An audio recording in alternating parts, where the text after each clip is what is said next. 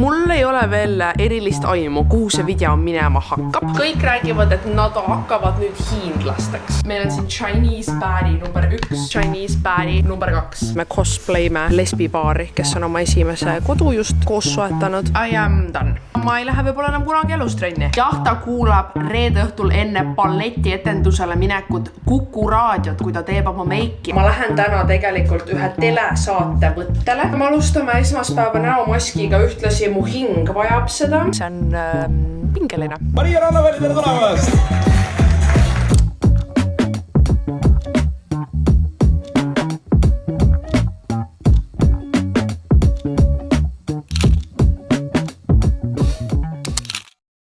Tere hommikust!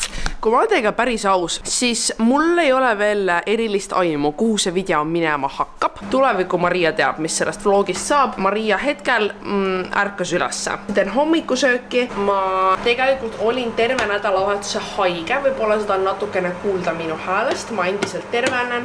Juhuslikult, kuna ma olin terve nädalavahetuse haige ja mul oli aega scrollida TikTokis, siis ma sattusin sinna TikToki poolele, kus kõik räägivad, et nad hakkavad nüüd hiinlasteks. Kas te teate, millest ma räägin või? Kui sa ei tea, siis see põhimõtteliselt tähendab Hiina kultuuri, tavade ülevõtmist, Hiina meditsiini, tarkuste ülevõtmist ja muu hulgas Hiina uus aasta, mis kui te seda vaatate on ammu läbi, aga minu jaoks on see täna. Nii et head Hiina uut aastat teile, mu kallid sõbrad. Ma sain teada, kui palju reegleid on Hiina uus aastal, vanast õhtul ja uuel aastal siis. Ja loomulikult ma järgisin neid kõiki. Mis olid siis reeglid? Number 1, täna ei tohi prügi välja viia, sest sa viid sellega oma hea õnne välja. Ja ausalt öeldes, arvestades, et ma olin eile veel suht haige, ma leidsin rahu ja naudingut koristamises. Ma tegin kiire sügav puhasse kogu korteris, isegi mitu kotitäit mingit prahti sain kokku, viisin kõik välja, aga siis tegin õhtusööki ja kuidagi kulmineerus mul ühe õhtusöögiga peaaegu terve kastitäis prügi. Kell on reaalselt 10, tavaliselt juba olen voodis sel ajal, mõnikord magan. No mida ikka, sa teed viimase asjana enne magama minekut, sa koristad kööki ja nüüd ma lihtsalt avastan, et mu prügikast haiseb. Ma reaalselt viisin pärast lõunal prügi välja ja loomulikult selle ühe õhtuga jõudsid mu prügisse mädanenud sibul, rae nagu küpsetuspaber, kus oli kana ja see oli kõik õline ja see on kõik mu prügikastis ja ma olen nagu ükski teine stsenaarium, ma ei läheks seda õue praegu viima. Aga see on pakitud, can't risk it. Ma ei taha oma kodust sellisel kellaajal tavaliselt lahkuda.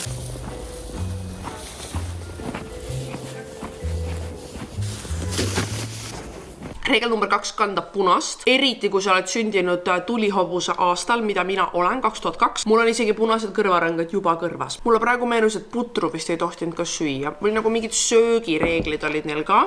Aga seal ma tõmban piiri. Meil on siin Chinese baddie number 1. Ja siis meil on Chinese baddie number 2. Kuna täna on siiski vastlapäev ka, muuhulgas head vastlapäeva, siis me mõtlesime Annaga, et meile kummalegi hernesuppe ei maitse ja vastlakukleid oleme juba nii palju söönud. Räägi sända eest muideks. Sa tahaks vastlakuklit. Kui sa näed, mis mul on köögis, siis sa saad aru, et meil ei ole vaja mingit vastlakuklit, sest eile suurest haigusest tegin ma keeksi. Tervele nagu siukse hunniku ka. Ma sõin need kontsatükid sõin ära. Loomulikult, oh my god, see lõhnab nii hästi. Smell. On ju hea. Nii et me teeme oma versiooni vastlapäevast. Me teeme keeks magustoiduks ja siis selle asemel, et osta hernesuppi, teeme me ära siis midagi, mis mul juba kodus on, muuhulgas siis jahimeeste seljanka. Opa. Vaata, see on täpselt see toit, mida saad papsilt. Käid papsil külas ja ta on mingi, oota, sul seda jahimeeste seljankat on kodus või? Ei, juhuslikult mitte. On totaalne multikulti situatsioon siin täna, sellepärast, et supi söömine läheb ju ideaalselt kokku hiinlaseks olemisega, sest nüüd siis kõik ärkavad, et me peame sööma suppi. Nüüd kõik ärkavad, et oh my god, kreeka jogurti kauss hommikul asjana, kõhul ei olegi maailma parim. Vaata, hiinlased teavad what's up. Ja selle peale pole öelda muud kui jätku leiba. Jätku keeksi. Jätku keeksi ja küll teda jätkub, sest ma võin iga kell teda uuesti teha. nii sõbrad, ma olin Hiina uuest aastast väga elevil ja tahtsin teiega seda hommikut jagada, aga tõtt-öelda olin ma endiselt suht haige. Mul olid päevad kohe ukse taga ja mul on teile rõõm teatada täna, et ma olen mõlemast olukorrast väljunud võitjana. Ja täna me lähme IKEA-sse. Sellepärast, et üks asi minu kohta on ju ometigi see, et alati on mul käimas mingisugune korrastusprojekt ja alati on midagi korrastada. Mõtlesin ma küll kõik plaanid välja, mida oleks tarvis, ometigi ühtegi mõõtu ma kodust ei võtnud. Noh, mis on täpselt see girl math. Silma pealt paneme. Vibe'i järgi, silma järgi. Ja meil on jälle kõrge kraega autojuht on esindatud. Kõrge kraega autojuht on väga pinges. Näe, juba parkimiskohti on ka. Ja näe, juba siin ongi see karp, mis ma tahan osta. Voh. See on nagu kõikides USA vlogides, kus võetakse Targetisse kaasa teid. Me põhimõtteliselt oleme saanud kõik, mis meil nimekirjas oli. Üldiselt on väga rahulik IKEA-trip, eriti võrreldes minu elu esimesega vist Eestis. Või ühesõnaga ühega esimestest, kui ma just kolisin. Ja tead, see nagu esimene kolimise trip. Nii et sa oled nagu appi, kas mul on vaja viitepanni? Tundub, et jah, on. Mis meil siis senini on, te küsite? Kaste, mida panna kapi otsa, pesukorv ja uus hari. Selline nagu muna. Mis te lihtsalt head? So cute. Oh my god. I want. Täiega, vaat suur ka. Tead, kuidas iga tass on liiga väike? Mul on vaja nagu niisugust õllekannu, aga lihtsalt pommiku kohviks. Tundub, et ostad üli suure. Liiga väike, alati. Kui me siia sisse jalutasime oma hiigel suure käruga, siis ma naersin, et me cosplayme lesbipaari, kes on oma esimese kodu just koos soetanud ja hakkavadki sinna kohe asju ostma. No nii, me oleme nüüd kodus. Korrastusprojekti planeerimine on täies hoos. Ma näitan siis teile ka, millega on tegu. Ma tegin eelmine aasta full on tuuri, kuidas ma olin värskelt oma kodu ära korrastanud, aga ma ei tea, kuidas teiega. Isiklikult mul on küll see, et need asjad, mida ma oman, muutuvad. Mis tähendab, et ka see paigutus peab ajaga kaasas käima. See kapp oli see, mis nagu kunagi nägi ilus välja ja ma ei tea, mis sellest on saanud. Me alustame sellest kapist ja te saate mu Instagramis näha seda protsessi ka, me filmimegi seda Instagrami jaoks. I'll be back update'iga. Ütleme, see ei olnud korrastusprojekt, mis ilmtingimata pidi juhtuma, aga ma olen aru saanud, et mulle lihtsalt nii väga meeldib pidevalt vaadata üle, kas ma saan oma asju kuidagi ümber paigutada veel loogilisemalt, veel parema süsteemiga, nii et mina ise oleksin inspireeritud ja ma arvan, et see õnnestus mul seekord ka päris hästi. Ma olin tubli, ma käisin trennis, aga ärge saage valesti aru, see ei olnud hea trenn. Ütleme, peale haigust tagasi trennis olla ja loota, et see on väga hea trenn, on juba niigi süke soovmõtlemine. Aga lisaks sellele oli ülipalju inimesi, mitte ükski minu masin polnud vaba. Lõuatõmmete osas täielik taandareng, mis tähendab, et ma üritasin teha ja ma ei teinud. Umbes nii lihtne oligi. Tagatipuks tõmban ära oma selja. Ja siis ma olin nagu, okei, I am done. Ma tegelikult tulen koju ja ma ei lähe võib-olla enam kunagi elus trenni. See on vale, aga vaata, need esimesed trennid peale haigust sa pead läbi pushima, sellepärast, et it ain't for the week. Nüüd, reede kell 3. Reede kell 3 võib olla ajalooliselt kõige raskem aeg, mil püsida motiveeritud. On praegu. Kusjuures rääkides asjadest ja asjade ärategemisest, siis mul juhtus kõige naljakam asi. On olnud üks ülesanne. Täpsemalt Exceli tabeli kordaseadmise ülesanne. Kui ma ütlen teile, et ma suutsin lükata edasi päeva kaupa oma kalendris selle nagu tabeli, kuidas ma seletan, selle tabeli kogu tegemise protsess võttis mul niigi väga kaua aega. Aga seal oli nagu see viimane stretch, see viimane osa, et see oleks tehtud. See oli mu kalendris olnud 2 kuud. Eelmise aasta lõpus saati. Ja ma olin teda päeva haaval edasi lükanud. Kuniks siis eile ma olin nagu, et ma teen ära. Ma veel mõtlesin, et ma teen täna ära, aga eile ma olin nagu ma alustan. Ja las ma pakkuge, ma ei ütle teile, pakkuge, kui kaua võttis aega tegevus, mida ma olin lükanud edasi 2 kuud. See oli täpselt 25 minutit. 25 minutit. See aeg, mis ma mõtlesin, et ma korra alustan, oli see aeg, millega ma sain kogu asja tehtud. Ja see paneb meid mõtlema, mis asjad on veel sellised, mida me lükkame edasi ja mis võtavad alla poole tunni. Mõned isegi alla 10 minuti. Mõned asjad on ju sellised, et see võtab 1 sekund, aga lihtsalt meil tekib, mingi plokk. See oli minu võit sel nädalal. Ja nüüd juuksed puhtad, õhtuseks balletiks valmis. Ma olen tõeline daam, ma tean. Maria peseb juukseid ja läheb balletti vaatama ühes videos, pole võimalik. Selles mõttes on olnud hea nädal, ma olen suht palju saanud tehtud asju, mida ma tahtsin, aga üks asi minu kohta, mul ei ole kunagi tunne, et ma olen asjad tehtud saanud. Vaata, ja ma isegi ei tea, on see, et ma olen ettevõtja ja sa ise teed oma to-do listi ja sul ei ole nagu koolis oli, et noh, mul on nüüd selle nädala asjad tehtud. Vaata, mäletate, kui koolis oli see tunne, et ma nüüd olen saanud asjad tehtud mõneks ajaks, isegi kui see on 9 nädala vahetuseks. Täiskasvanu elus mul pole kordagi seda tunnet olnud. Mitte kordagi, sellepärast, et alati, kui ma catch upin oma sellele to-do listile või isegi teen rohkem, siis minu loomuses on kohe mõelda, mis see järgmine asi on. Aga vahepeal peab ennast kiitma ka.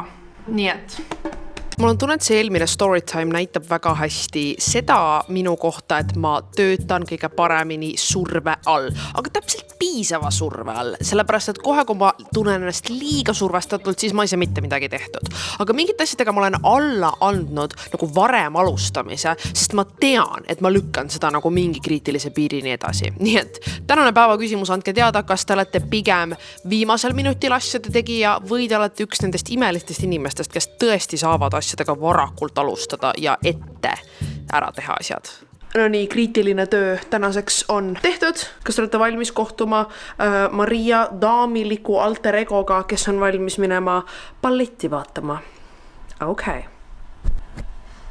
No nii, vahetatud hommikumantel väikene lööve näos suurest palavusest, aga ma presenteerin teile Maria balletijuuksed. Ma alustasin ühe plaaniga ja siis poole pealt otsustasin, et mulle ikkagi tavaliselt sirgendatud juukst enda peal nagu nii väga ei meeldi. Seega ma üritasin poole sirgenduse pealt hakata endale neid wavebaari laineid tegema, ehk siis sirgendajaga laineid. Ma ei julge neid rohkem nagu veel rohkem lahti kammida, kuigi mõnest kohast tundub, et nagu võiks. Need ei tulnud kõige paremini välja, aga mis peamine, mulle meeldib see esimene osa, mulle meeldib, et neil on mingi kuju, mitte lihtsalt sirgendus, aga samas need on ikkagi sirgendatud, need püsivad mul mitu päeva, ma olen rõõmus. See valgus on nii vastik, meil on nagu kollane ja sinine koos, alati hea kombo. Ma soetasin hiljuti sellise asja oma pinsliteks. Kas mul oli vaja soetada järjekordne hoiustamisasi minu asjadele? Jah, tegelikult 100%, sest ma tahtsin.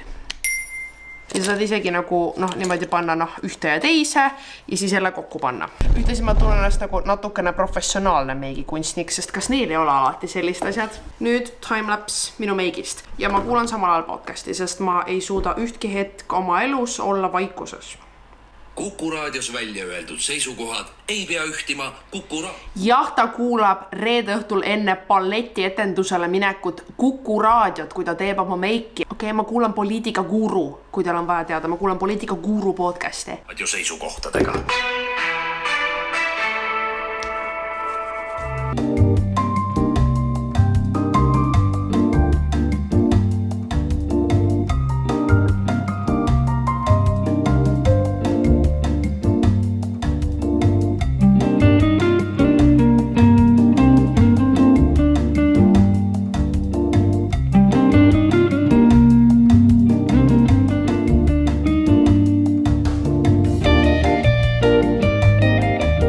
Daam on valmis minema balletti vaatama.